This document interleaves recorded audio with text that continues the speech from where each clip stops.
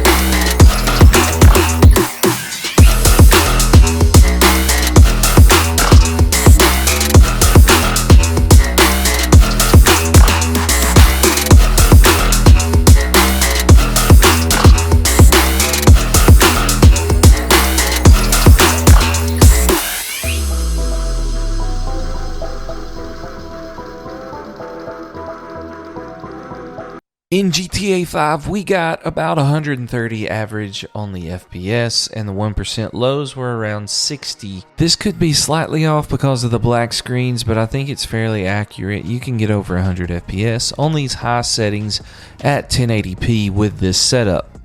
In Red Dead Redemption 2 at 1080p, mostly medium settings, we were able to get an average FPS of 46, a maximum of 63, and a minimum of 34.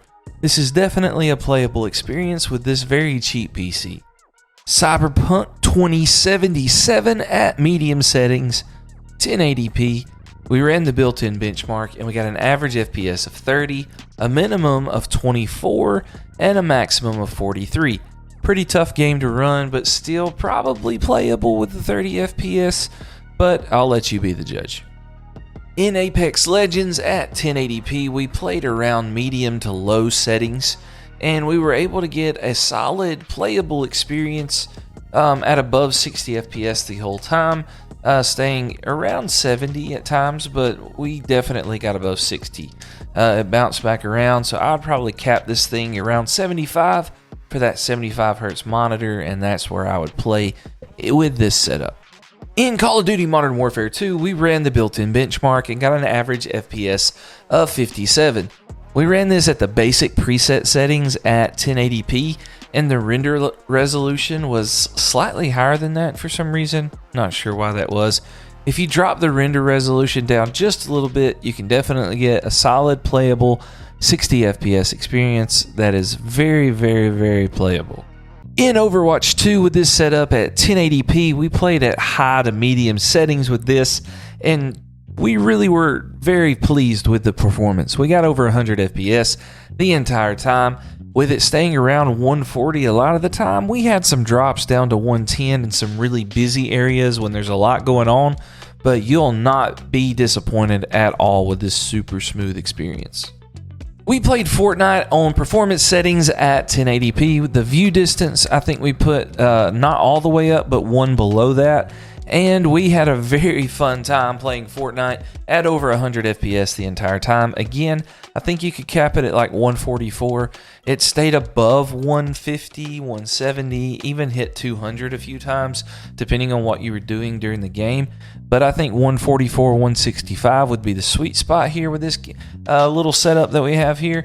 And we really enjoyed this super playable experience on the game of Fortnite with this build. If there are any games that we don't have in the benchmark rotation that you would love to see, please let me know in the comments down below. And when you're done with that, go watch this video.